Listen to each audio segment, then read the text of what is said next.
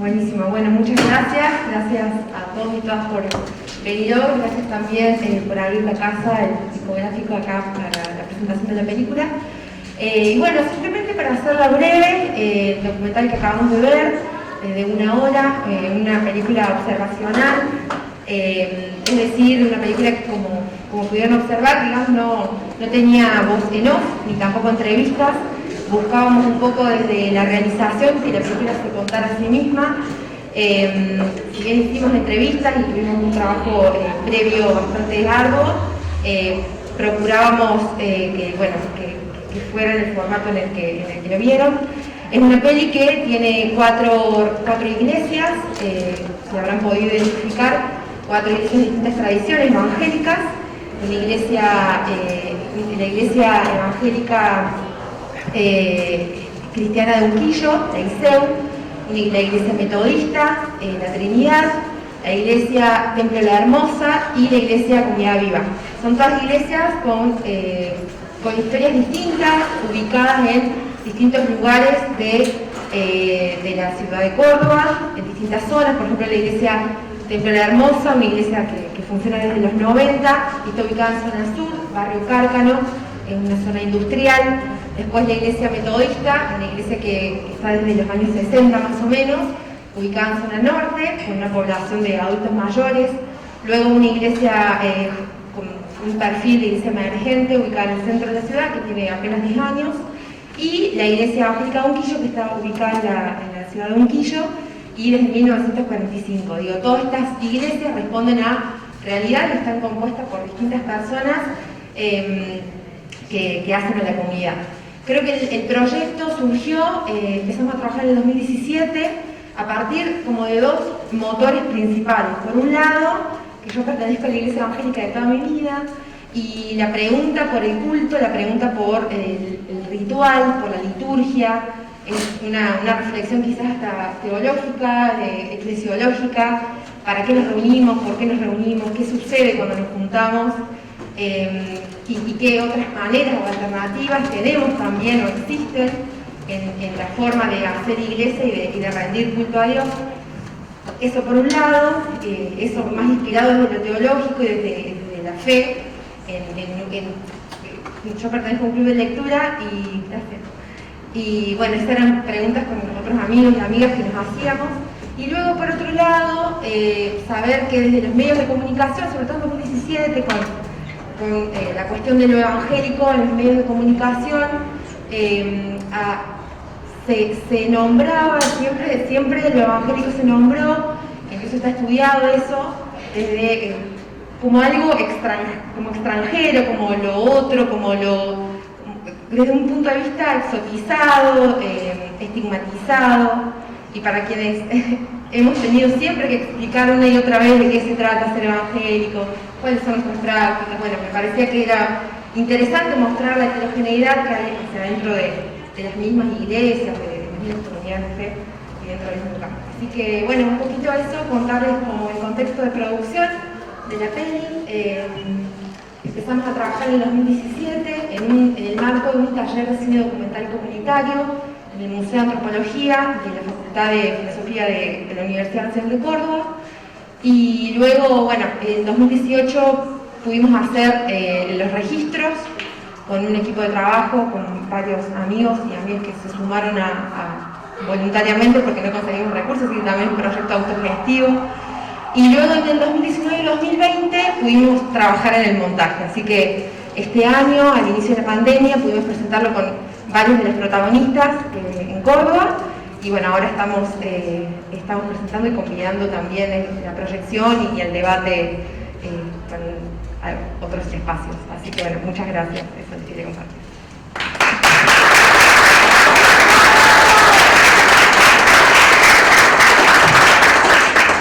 Bueno, Pablo, queremos, antes que nada, bienvenido también, y bueno, que nos comentes, estamos en un momento particular, ¿no? Donde hay una especie de debate en torno a las iglesias evangélicas, a través de una serie muy reconocida, que sabemos que es una ficción, pero es como que más allá de eso me parece lo que se rescata es el debate que se generó, ¿no? Y vemos este documental donde justamente lo que explicaba Almendra, que tiene la intención de romper con ciertos prejuicios. ¿Crees que existe actualmente ese prejuicio sobre la iglesia evangélica todavía?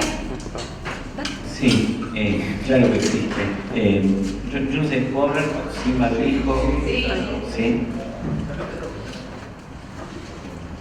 Esta es la primera vez que hablo así en año y algo. Qué emoción. Antes que nada, yo quería agradecerle a Almendra la invitación. Desde hace mucho tiempo que intercambiábamos información y la posibilidad de hacer cosas juntos por Facebook.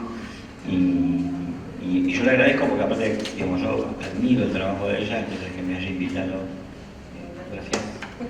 Y también a Guillermo, que estuvo en la organización de esto y que, nada, me da un lugar que no sé si merezco porque quiero hacer otro agradecimiento, que acá está un señor que se llama Hilario Vinarcic y que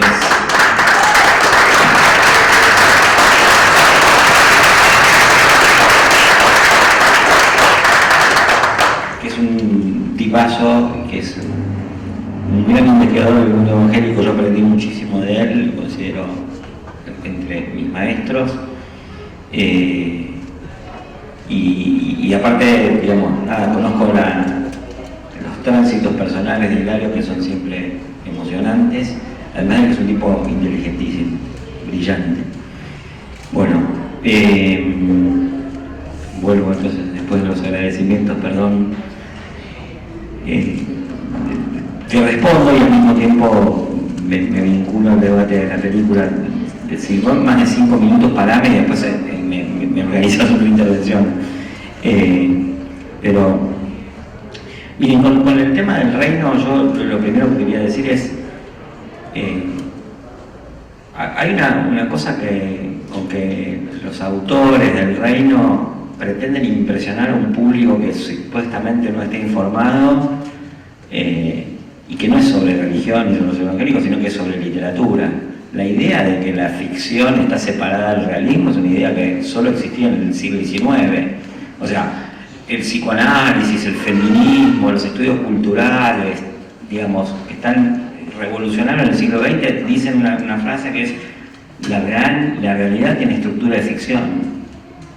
Entonces, digamos, qué sé yo, no sé, hay una película viejísima que simula una represión en la Revolución Rusa y todo el mundo se acuerda que la Revolución Rusa tiene esa represión, pero esa represión no existió.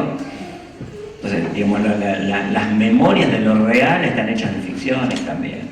Entonces, digamos, a otro ignorante con el cuento de que la ficción es mentira, ¿no?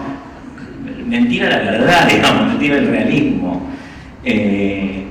Y la otra es la posición de artista romántico, cuando estás haciendo un trabajo con Netflix. El artista romántico nunca existió. Los artistas románticos del siglo XIX iban a las exposiciones de cuadros como si fueran a la bolsa de comercio.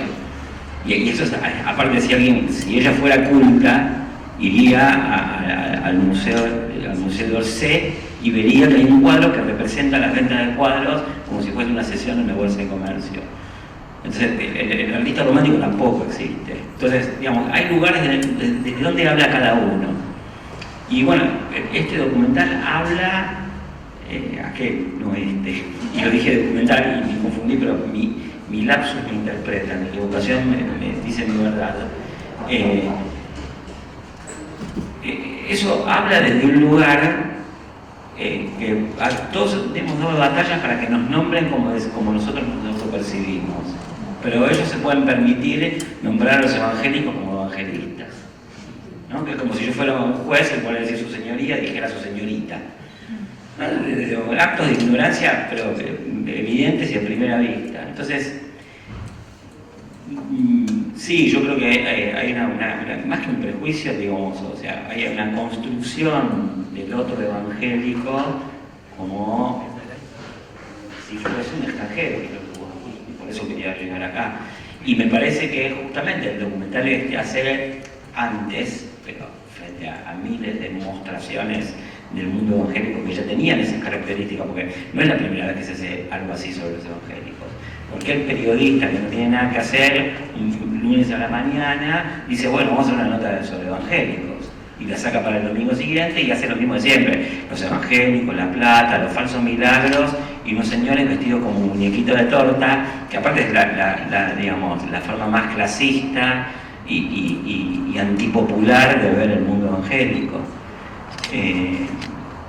Aclaro que yo me considero comunista, ¿no? Entonces a mí las cosas clasistas me molestan muchísimo.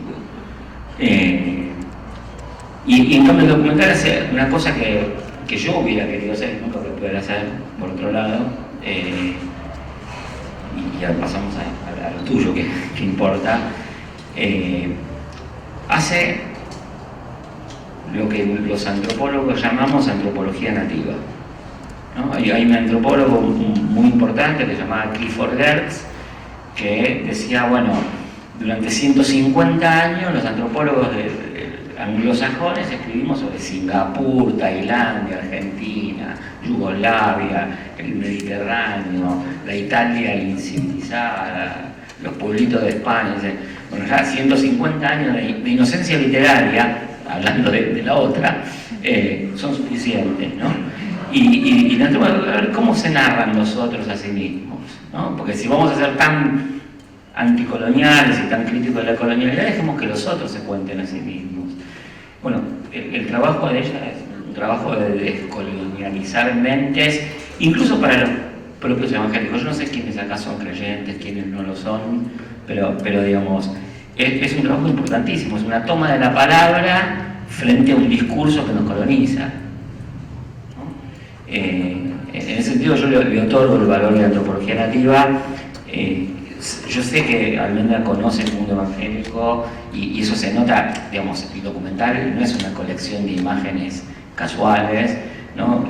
Hay una forma de dimensionar la experiencia evangélica en cada iglesia y a lo largo de las iglesias que está muy presente, y eso le permite al mundo, digamos, entender a los evangélicos, pero para los evangélicos entenderse a sí mismos en sus propios términos, por una serie de cuestiones que, digamos, por ahí podríamos conversar después, porque yo lo quiero dejar a Guillermo, pero quiero decir, a mí me gusta mucho ver las diferencias, pero también los puntos comunes a lo largo de todas las iglesias, ¿no? Porque nosotros, incluso yo creo que en el mundo evangélico a veces, estamos demasiado acostumbrados a las taxonomías, esto es clásico, esto es histórico, esto es neopentecostal.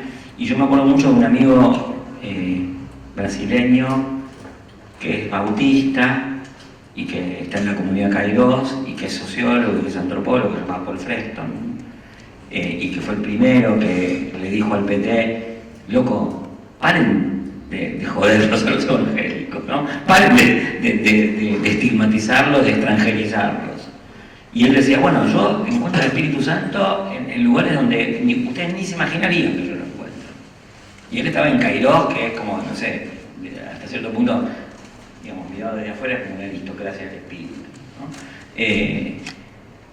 Entonces, me parece interesante que esta antropología nativa, que critica la colonialidad del pensamiento del mundo sobre los evangélicos, identifique esos puntos en común, que es una de las cosas que el discurso colonial sobre los evangélicos le ha privado a los evangélicos, reconocerse como parte de un colectivo. Y una cosita más a propósito de esto, y me callo. Yo creo que hay una pregunta que hacerse a propósito de estas dos cuestiones, de lo que trajo el documental de Almendra y de lo que surge con el debate del reino, que es que los no evangélicos de la Argentina, que hay una especie de santa alianza entre ateos y católicos en ese punto, deberían empezar a preguntarse algo que es, ¿qué quieren hacer con los evangélicos? Porque, digamos, que es una pregunta que a mí no se me ocurrió en 30 años de investigación y me doy cuenta que es importante, que es, ¿qué piensan? ¿Que van a desaparecer los evangélicos? ¿Que van a cerrar las iglesias? ¿Qué van a hacer con su...? Y yo sé que esto es complicado, pero lo defiendo. ¿Qué van a hacer con su evangelicofobia los evangelicofóbicos? ¿Los van a tirar al mar? ¿Van a cerrar las iglesias? ¿Van a poner presos a los pastores? ¿Qué se les ocurre que va a pasar? Yo creo que ninguna de esas cosas se le va a ocurrir a nadie, porque aparte, digamos, nadie en su sano juicio, o incluso en su más loco juicio, lo haría.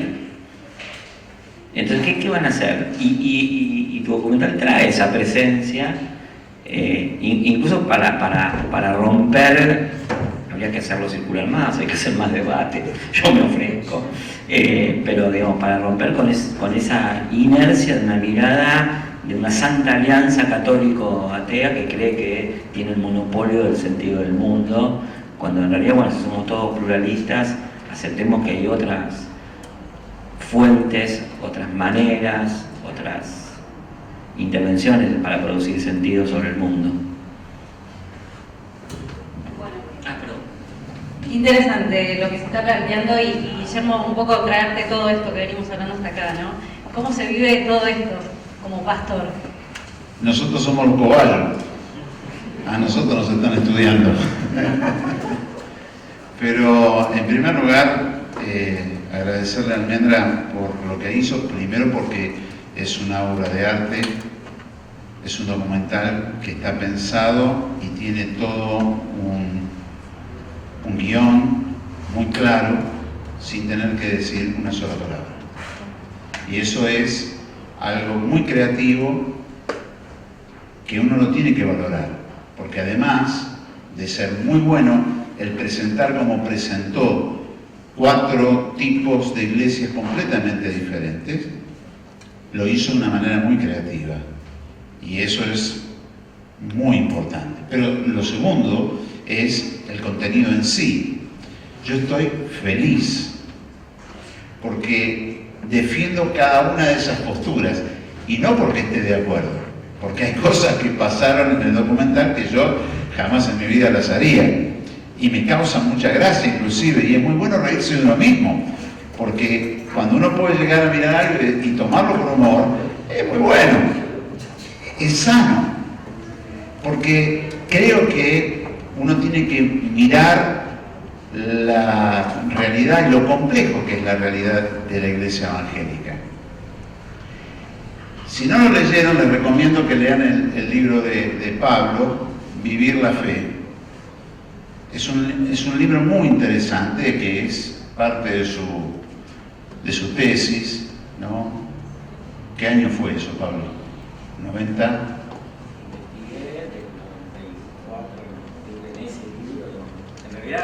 Ese libro va como del 89 pero del 89 a 2000, una década, ¿no? Es decir, es toda una investigación que muestra la realidad de la espiritualidad en un barrio específico, pero que es muy demostrativo. Y aquí hay algo que uno tiene que llegar a comprender. Hay una palabrita, yo me anoté algunas cosas del libro de Pablo interesantes, ¿no? Él habla de la taxomanía. Y vivimos en esto, ¿no? Todo tiene que estar definido. Hoy, si vos decís una palabra, sos celeste o sos verde. Una palabra nada más, ¿eh? Sos celeste o sos verde. Sos de un partido político o sos del otro. Tenés un pensamiento del otro. Y nadie te lo puede quitar. Es más, hoy hablé con alguien, yo por teléfono, y me definió a mí, conociéndome, lo hizo porque tiene una espinita clavada, ¿no? Me definió a mí todo lo opuesto a lo que yo soy, lo hizo arteramente, ¿no? Y como es alguien que yo le quiero como una mamá y sabe que está perdonada antes de que empiece a hablar, ninguna clase de problemas. Yo le contesté con algo que también era una astillita para ella, y como ella se sintió molesta, se dio cuenta que había ido un poquito más lejos de lo que tenía que ir y retrocedió. Es difícil hacer esto con los medios de comunicación y con algunos grupos. En alguna nota que escribí sobre el documental del reino, dije, solamente con un exorcismo del pastor Emilio, yo puedo pensar que es nada más que una ficción. Es muy obvio, ¿no? Cuando algún periodista me preguntó, digo, oh, pero esto es una ficción. Digo, hey, está bien. Imagínate que yo diga, un periodista progre que se peina con el pelo para atrás y que usa un traje color azul y dijo tal cosa y te digo, es una ficción. Y se empezó a matar de risa. Digo, si yo te pinto una situación determinada, está. Pero aquí aparece otro punto, ¿no? Cuando Pablo hablaba de lo extranjerizante, uno tiene que pensar dónde está la Secretaría de Culto. En el Ministerio de Relaciones Exteriores. Eso te pinta por dónde vamos, pero no de ahora, desde siempre. Y aquí viene lo que le ponderaba Almendra. Yo soy cuarta generación de argentino. Era ateo. Mi mamá, católica apostólica romana, mi papá presbiteriano. Ambos alejados de sus iglesias. Crecí, mi mamá lo único que me decía es, la iglesia de tu padre es una iglesia maravillosa, lo único que escuchaba. Después mi mamá la vi pelearse con el obispo de Avellaneda, que se llamaba Tumini, un personaje bastante controversial, ¿no? Vino después de Quarracino, o sea, de Podestá, Quarracino, Tumini. Entonces una historia bastante especial allí en Tierra Santa, en Avellaneda. Pero en medio de todo eso yo tuve un encuentro con Jesús. Y soy pentecostal de huesos colorados, es decir, yo soy pentecostal. Y lo digo de esta manera porque en aquellos años ser pentecostal era bochornoso. En el ambiente evangélico, los que querían tener una cred decían, somos carismáticos. Y yo me burlaba de ellos diciendo, ustedes no son carismáticos, ustedes son getismáticos, porque tienen la cara de hierro. Yo soy pentecostal. Y cuando alguien quiere denostar el pentecostalismo, me vuelvo más pentecostal. Porque estoy feliz con lo que soy. Y no necesito explicarle nada. Y nadie me tiene que venir a decir, vos sos extranjerizante. No, muchacho, para nada. Soy pentecostal, muy pentecostal y argentino. Y no necesito explicarle nada a nadie. Lo que sí va a sucede algo que muchos no lo toman en cuenta. La iglesia evangélica, en todas sus formas, va llegando a mucha gente. Y entonces muchos de los que dicen o que quieren criticar, tienen un hermano, un amigo, un pariente, alguien que es evangélico. Y entonces te van a empezar a conocer. Y para eso, este lugar es emblemático. Porque es especial. Cuando dijimos dónde lo hacemos y terminamos haciendo aquí, es emblemático. Este es un lugar, un centro cultural que se autosostiene, pero que es parte de un emprendimiento del Centro Cristiano Nueva Vida, pero aquí no se hace ninguna tarea de evangelización, ni pastoral. Esto es cultural. ¿Para qué? Para el barrio. Y el barrio encontró acá un espacio donde expresarse, donde nutrirse, y lo que recién Fran decía, que no sé si se habrán dado cuenta, pero Fran, que es de acá, ¿no? Pero es oriundo de la República de Córdoba, recién con la película se le pegó ya el cordobés, y cuando hizo el anuncio ya le salió medio acordobesado, ¿no? Ya se le empezaron a repetir las vocales. Pero cuando uno ve que el barrio entra aquí y lo tomó como propio, y no está pensando es de la iglesia, porque en ningún lugar aparece la iglesia y porque no está la iglesia. La iglesia está en las personas. Y como una chica lo decía en la película, hablando de servicio, creo que esta es la clave. Vivir. No tengo tantos problemas con que se hable mal de nosotros. Quizás porque ya estoy acostumbrado, ¿no? Pasamos ya muchas veces por esto. Yo recuerdo una vez, le dije al señor Silleta, no sé quiénes se acuerdan de él, porque él hizo todo un prolegómeno diciendo, hablando de una persona a quien yo precisamente conocía, que era un agente de la CIA, pero que a la vez era comunista. Le digo, somos un fenómeno, nos tienen que mandar a las Naciones Unidas. Si nosotros logramos unir semejantes puntas, somos Maradona y Messi juntos, somos lo mejor. Entonces, creo que yo no estoy tan enojado con cierto tipo de actitudes, son esperables. creo que lo valorado es lo que muestra Almendra, la diversidad.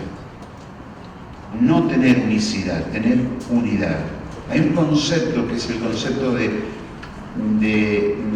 la isla, ¿no? Tener claro ese concepto que para mí es clave, ¿no? Pensar a la vida como la insularidad, ¿no? Tener esto de que somos parte del planeta, pero que a la vez tenemos nuestra insularidad. Los países que son insulares no tienen problema de frontera, a menos que alguien lo quiera invadir, pero si no, no tienen problema de frontera. Y nosotros tenemos eso de ser insulares, y en la Iglesia Evangélica pasa. Una vez dos políticos de dos partidos completamente opuestos me dijeron: yo tengo un problema con ustedes, no sé con quién hablar. Le digo, tu problema es mi alegría, porque tenés que hablar con todos, porque nosotros no tenemos nadie que nos represente. Nosotros hablamos por nosotros mismos, pero si querés saber qué opina el otro, tenés que ir a hablar al otro. Y esto es muy bueno porque nos respetamos. Ha habido muchos intentos para tratar de hacer una unicidad, no una unión. Y cuando uno empieza a respetar esas distancias es maravilloso. Entonces, 4 iglesias cordobesas, 4 culturas completamente diferentes, 4 verdades maravillosas, y todos son evangélicos. Y eso es maravilloso. Bien, bueno, ahora sí, abrimos a las preguntas, dudas, comentarios, lo que quieran hacer, levantan la mano de a poquito, no sé cómo hacemos con el micrófono, o bueno, la dicen y yo la repito, obviamente, así que... No, ¿No podemos compartir? No se puede Estamos en pandemia. Sin micrófono. Sí, sin micrófono. Sí. Sin micrófono. Caro, alejate. En voz alta, Caro. Se escucha. Bueno, buenas noches. Primero, la película es muy buena. Lo que me pareció brillante es que mostraste 4 iglesias, como dice nuestro pastor, de alguna manera distinta, pero fuiste compaginando la palabra una con otra cosa. O sea, hablamos todos prácticamente el mismo idioma. Eso un poquito lo que decíamos. Y la pregunta era para Pablo, para nuestro pastor.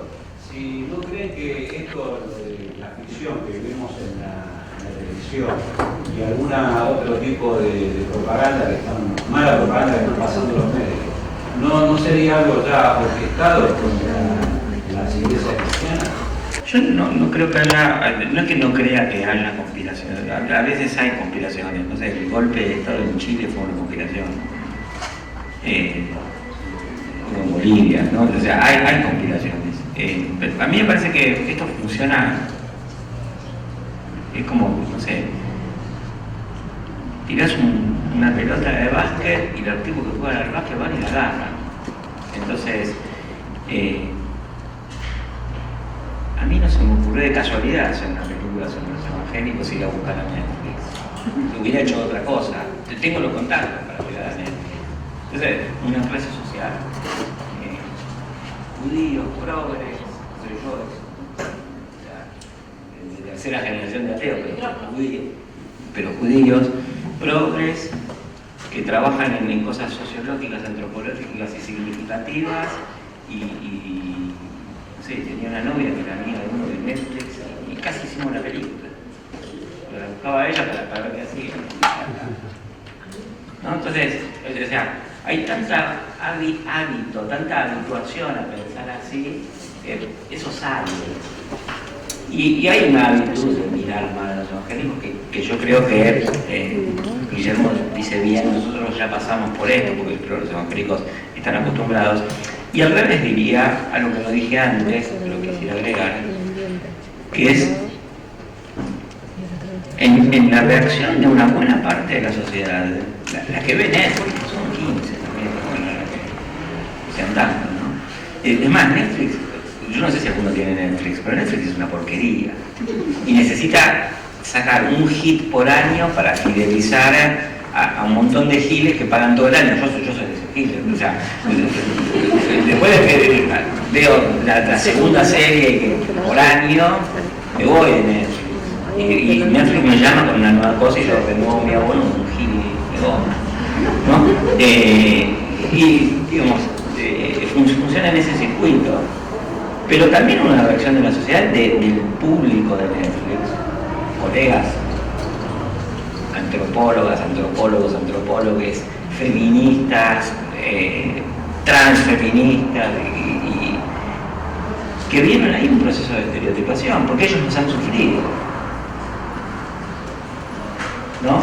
Y entonces, digamos, y por eso hubo tanta reacción de los autores de eso, porque creían que tenían un público homogéneamente cautivo y no lo tuvieron.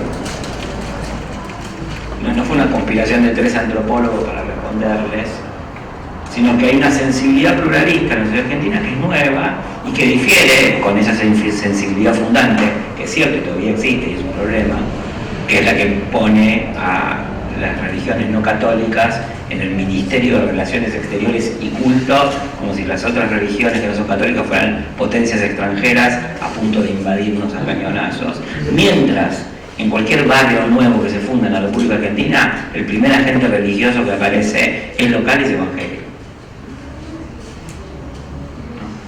Entonces, nada, creo que es un funcionamiento más complejo. Sí, y yo creo que en parte de esa nota que escribí puse no somos perros, ¿no? Y esa fue una impresión porque el perro se arranca para afuera, quiere sacarse la pulga. Y nosotros tenemos que arrancarnos para adentro. Creo que hoy, además del crecimiento que ha tenido la Iglesia Evangélica, creo que hoy, y que dicho sea de paso, ese crecimiento es usado a nivel político de diferentes maneras, y puede haber, sin duda alguna, intromisiones de agencias de inteligencia que quieran utilizar a los diferentes grupos, no me cabe la menor duda, como lo existe también en la parte cultural, como lo existe también en la parte de la educación, como existe en todas partes. Es decir, esto es algo que sucede, no lo vamos a negar. Ahora, pensar que la Iglesia Evangélica es eso, es otra historia, ¿no? Es como decir, todas las universidades, como alguna vez Otaragano dijo, son agentes marxistas. Hay que caerle a las universidades y destruir las universidades. Esto ya ha pasado, ¿no? Tengo un gran amigo medio nuestro, el pastor Julio López. Él dice siempre que a nosotros nos falta historicidad. Y es verdad. Algunas veces cuando uno mira la historia ve que las mismas cosas. Hoy cuando a mí me hablan de las redes sociales y todo lo demás, le digo, muchachos, ustedes nunca investigaron lo que hizo Goebbels. Esto ya se hizo, pero los romanos hacían esto. Tenemos una historia muy rica y hay muchas cosas que ya sucedieron. Entonces cuando uno mira y dice, bueno, puede ser que estén haciendo esto, sí, pero también hay evangélicos que se quieren lanzar a la arena política y buscan la hegemonía del voto evangélico, y entonces dan pasto a que muchos miran y digan, esto está confabulado. Pero lo que está haciendo ese grupo, o esos grupos, o esas personas, ni siquiera algunos son grupos, son personajes, que hacen ese tipo de planteamientos, y que la Iglesia Evangélica no está de acuerdo con eso. ¿Y cómo lo sabe Guillermo? Fíjate las elecciones. ¿Cómo le va? Y cuando vos ves que no lo votan, te están diciendo, y la Iglesia Evangélica no les estaría dando mucha bolilla, que digamos. Entonces creo que la conspiración y todo eso, no soy de los que me acuerdo a mí pensando en las conspiraciones. En eso lo tengo bien claro. Pero creo que también hay parte del mundo evangélico que da pie para ese tipo de cosas, y uno tiene que ser consciente de eso y ser, como lo mostró Almendra, evangélico, y mostrarse, es decir, esto también es evangélico, porque lo que Almendra retrató es una parte de la vida de la Iglesia Evangélica, que es lo cultico. La Iglesia Evangélica tiene una vida enorme que no pasa por lo cultico, pero lo cultico nos representa mucho y es una identidad muy clara y es muy bueno tenerlo representado así. Decías el mensaje, las notas, es decir, las canciones estaban en tono. Maravilloso el trabajo que hizo. Pero esto nos tiene que llamar a pensar, bueno, si algunas personas no se estigmatizan, si hay grupos, como decía Pablo tiene una frase en el libro que me gusta mucho, ateos adeptos a la religión, así llaman los religiosos, ¿no? Ateos adeptos a la religión. Tenemos muchos también de estos que son parte de los que hacen todo este tipo de estereotipación y hacen que uno aparezca como un ogro, como un peligro. Esto ha pasado muchas veces. ¿Cómo se combate? Viviendo, estando con la gente. Y la gente dice, che, qué piba bárbara, qué tipo macanudo, y es evangélico. Y por ahí pasa el asunto. No porque salgamos una campaña en las redes sociales, se hable en contra de fulano, mengano, sultán, todo eso es pérdida de tiempo. Bien, ¿alguna pregunta más? ¿Alguien que quiera comentar algo? Sí. No, simplemente felicitarlos por el documental, Almendra, por el libro. A Pablo creo que son un aporte a la sensibilización de la gente en relación con lo que es realmente la religiosidad popular en Argentina. Y bueno, yo hice la escuela primaria en una escuela católica y pensé que en el mundo había católicos, había ateos y había judíos que eran los judíos ortodoxos que se veían con su indumentaria y con su barba y pelo especial en la zona de Once. Y después hice la secundaria y me enteré que existían también los evangélicos y me hice amigo de un judío que en la primaria no había. Y después, en la militancia política, en la militancia política, uno empieza a abrir su mundo, a abrir su cabeza en la adolescencia y después, y en la universidad, también había compañeros de militancia que eran evangélicos, o sea, no eran, sino que los mundos empezaban a tener intersecciones entre los conjuntos, ¿no? Y tanto mirando la película como leyendo el libro de Pablo, que todavía no lo terminé, pero que ya voy por más de la mitad, fue muy iluminador. Pues la letra es muy pequeña, engaña, el libro parece los otras páginas que los 50 copias más grandes serían. Es una tipografía. Pero creo que es iluminador el libro en cuanto a que algunas de las cuestiones que yo vi reflejadas ahí me pasaron a mí mismo, porque yo mismo también tengo momentos de mayor o de menor creencia y también a veces voy al culto católico o a los carismáticos o a una María evangélica. En Pablo no ves en ciertas situaciones también especiales. Y yo me vi reflejado en ese. Me vi reflejado, dije, entonces hay mucha gente que le pasa lo mismo, que picotea de distintas experiencias religiosas de acuerdo a los momentos que va viviendo. Entonces, no soy el único hippie que hace eso. Así que, y viendo el documental, muy interesante como la diversidad dentro del mundo evangélico de los distintos cultos y cómo la gente va viviendo también su propia experiencia de religiosidad popular al paso, vamos a decir así. Así que felicitarlos y contarles eso. Perdón por la autorreferencia, pero no lo puedo evitar, porque me sale cuando uno lee y cuando uno mira. Gracias. La autorreferencia es hablar del que más conoces. Claro. Está bien. Claro. En la iglesia evangélica no se puede estar sin dar testimonio, ¿no? Cerré en los comentarios, pero Pablo dice en una parte del libro que los evangélicos siempre están en la espera de un milagro, o contando un milagro, o en la espera de uno, ¿no? Siempre está esa dinámica. Y creo que tiene que ser así, esa es la dinámica de la esperanza, dar testimonio y estar esperando siempre algo. Pero pensaba recién en lo que dijiste, una magia evangélica, en Pablo no ves. Y volviendo al libro de Pablo,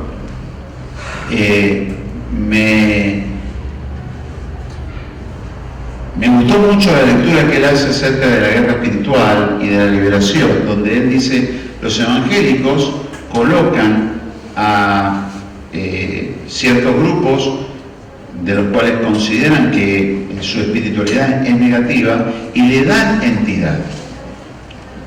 No los ponen a un costado, no los banalizan, no hacen nada en contra de ellos, sino que les dan entidad y dicen, existen, son reales.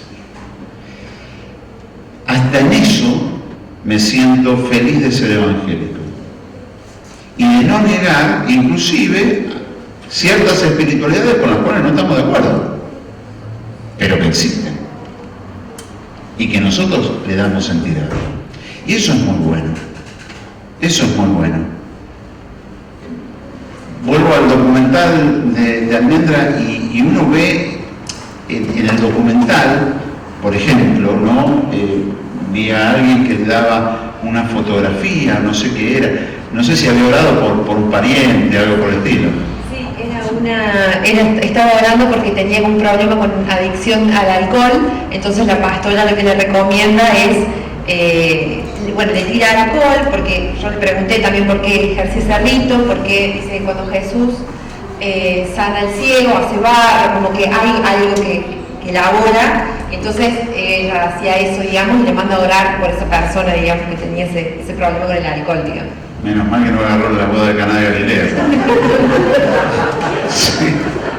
Pero, obviamente, a algunos de nosotros eso nos llama la atención, porque no es usual en la iglesia evangélica. Ahora, lo bueno es que nosotros podamos decir, está bien, ella considera que esa es su fe.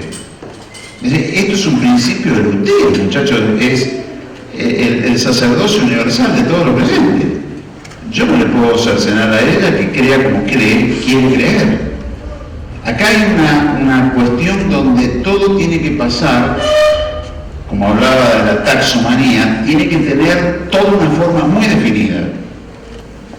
Y cuando aparece algo que no cuadra con todo, empezamos a tener problemas.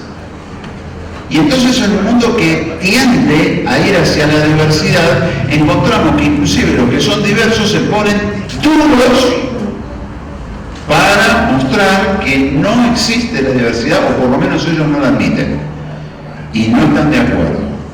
Y creo que nosotros tenemos que pasar ese escalón, y es muy bueno que la Iglesia Evangélica pueda mostrar algo que vivimos cada día, que es la diversidad. Quería agregar una cosita. Quería comentar un rasgo del documental que a mí me gustó mucho. Yo, por circunstancias de la vida, viví mucho tiempo en Córdoba y descubrí que viví en el mismo barrio que Lucas y Almendra. Y una de las pocas cosas que bien viví, que sé bailar en mi vida, es el cuarteto. Y es impresionante cómo la música entra en algunos de los cultos, y eso habla, y eso está muy bien retratado, pero es importante ponerlo en perspectiva. Yo me acuerdo que cuando yo empecé a estudiar sobre la iglesia evangélica, bailar en un culto, pero ni borracho, ni con el Espíritu Santo encima, bailando en un malambo en la cabeza, ¿no?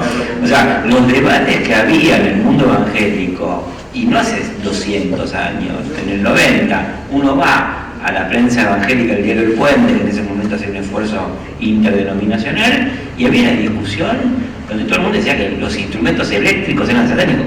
¿Qué bailar ni bailar? No se podía tocar no se podía enchufar un instrumento. Y hoy hay como un nuevo piso cultural en el mundo evangélico que, digamos, junto a la diversidad, hay como un nuevo lenguaje que se dialectiza en cada iglesia, que tiene que ver con una presencia cada vez más central de la música, ¿no? Como vehículo de la espiritualidad, y que eso, digamos, el documental lo muestra muy bien. Es muy sensible el documental, tanto para quien viene del mundo evangélico como para quien no es evangélico. Ese trabajo que hicieron ustedes de dimensionar, conceptualizar y después mostrar, ¿no? que es realmente genial. Y ahí está, por ejemplo, esa dimensión musical, donde realmente un poco coincidiendo con algo que decía Guillermo, probablemente al prejuicio lo que hay que hacer es confrontarlo, ¿no? con la mostración de lo que es, ¿no? y nunca cansarse de eso. Y en ese sentido el documental también tiene, yo creo que tiene una función, lo que digo en el buen sentido, aunque se van a sorprender de que yo use esta palabra, evangelística, ¿no? Digamos, es otra forma de dar la palabra y de tomar la palabra, que es importante que los evangélicos tomen la palabra para que sean narrados por sí mismos y no nos narren otros. En ese sentido, para ver lo anacrónico de algunas cosas, ¿en qué plaza no hay un aire libre? Los evangélicos toda la vida nos mostramos en la calle, y la calle es parte de la vida de los evangélicos. Y somos transhumantes, ¿no? Porque tenemos permanentemente carencias, y lo veíamos en uno de los grupos que decían: el próximo fin de semana estamos en tal dirección, y estaban festejando porque el lugar donde estaban evidentemente era un salón de fiesta, era el salón de fiesta alquilado por evento, se notaba eso, ¿no? Y piensen que para hacer el culto hay que llevar todo el audio, armar todo, tener todo, hay que hacer, ¿no? Y después limpiar todo y dejarlo en condiciones y todo lo demás. Pero la iglesia evangélica vive en las calles. Si vos querés saber cómo es la iglesia evangélica, andá a cualquier plaza, sentate y espera. Y vas a ver que en algún momento aparece uno solo,